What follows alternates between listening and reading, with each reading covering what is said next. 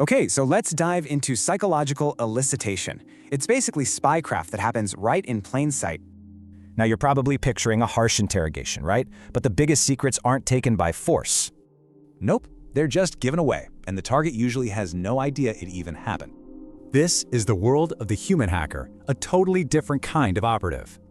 And get this, their weapon isn't some crazy gadget from a spy movie, it's just a conversation. Their target isn't a computer system, it's the human mind, which is way more vulnerable. The whole operation just looks like a normal, everyday chat you'd have anywhere. And the whole method works because of one simple truth about all of us. We just want to talk. They tap into our deepest psychological needs, almost like a hacker looking for exploits in software. To a human hacker, these needs are just open ports, vulnerabilities just waiting to be used.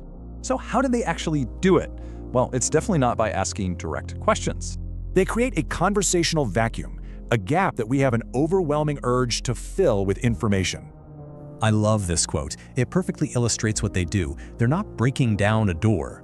They're just gently picking the lock on the human ego until the vault of secrets just swings open.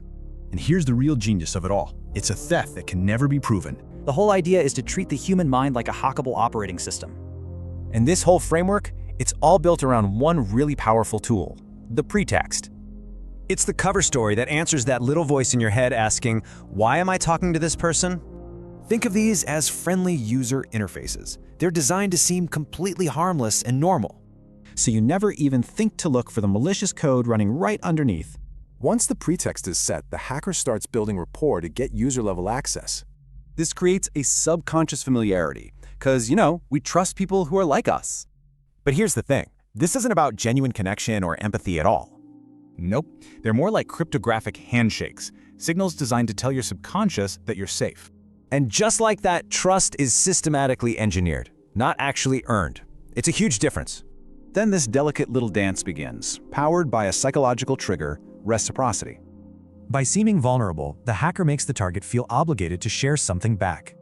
And every little secret you share back, well, that's the successful ping to them. So let's be really clear. The hacker is not trying to make a new friend here. What they're really doing is patiently mapping the trust network inside your mind. The end goal? To escalate their privileges from a casual user to a full system administrator. Okay, so why should you care about any of this? This is not a how-to guide. It's a tool for self-defense. You have to know the architecture to protect your own system. See, the most vulnerable system isn't in some server room. Nope, it's right between your ears. This is all about getting past your psychological firewall, not your computer's. So how's it work? So here's the playbook. We're going to break down their toolkit, one exploit at a time. First up, one of the most powerful tools. It plays on a really basic human need. Imagine you say this to the lead engineer. It's total bait, and completely false, by the way. The hacker is going right for the expert's ego. It's a bug we all have, right? That engineer has to correct the lie, and in doing so, reveals the real secret. Okay, next up, a tool that feels good, but believe me, it's just as dangerous. This kind of praise makes the target feel important, seen, and it just completely lowers their guard. And here's the real hook. It makes the target want to prove you're right about them. And to show you just how smart they are, they'll spill the exact secrets they're being praised for. And our final exploit, well, it's all about faking it till you make them break. This creates this illusion that the hacker is already an insider, part of the club. The target's mind just wants to belong and fix that tiny error, not seeing the huge door they're opening. They think they're just clarifying a small detail, but they're really handing over critical data. So the crucial thing is, these aren't used one by one. It's really a masterclass in conversation. Hackers combine all these methods, constantly probing for weakness in just a normal chat. They're reading every single response, just looking for that one flicker that says, gotcha. It's a perfect way to describe it. This stuff is intimate. It's deeply psychological. So what kind of mind can actually do this? It's way more than just being a good liar. They're a total paradox. A master actor, a strategist, a real chameleon. Think about it. Their own mind is the battlefield. One wrong move, and it's all over. Okay, so what's their number one weapon? Let's break down their core tool. It starts with something called weaponized empathy. And yeah, it's as intense as it sounds. They can spot your insecurities and desires in a second. That's how they fake that connection. But here's the thing. This isn't real empathy. It's something cold, almost clinical. It's like a surgeon's empathy. They know exactly where to cut, but they don't feel your pain. Okay, that brings us to their next superpower, an ironclad internal fortress of self-control. See, their own mind is the one thing they have to control. No personal feelings allowed. So, if a target offends them, they don't get angry. They just file it away for later. You can imagine the mental weight of this. It's an insane cognitive load, 24/7. They're running their cover, analyzing the target, and watching their own every move. Being able to manage all that, that's the mark of a truly elite operator. But what's the price for all this? Well, this is where we get into the chameleon's curse.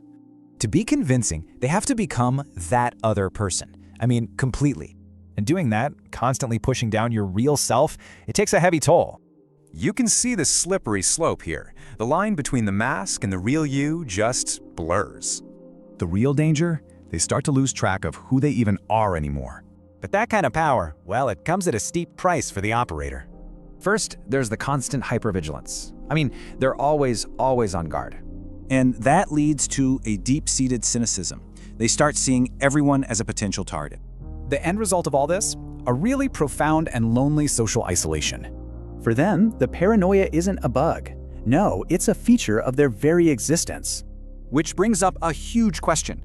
How do you build real trust when your job is tactical betrayal? But here's the thing. This isn't just some high-stakes spy world. It mirrors our own. Think about it. A spy's elicitation is just a marketer's provocative ad. It's the same playbook. So yeah, marketers, salespeople, even social media algorithms, they all use these exact same tactics. And the goal is always the same, to hack your mind for their desired result. So in the end, studying the human hacker is really just holding up a mirror to ourselves. It shows our own psychological soft spots, our need to be liked, our pride, our desire to trust. Think about your own mind for a second. It's like a fortress, right? Completely secure.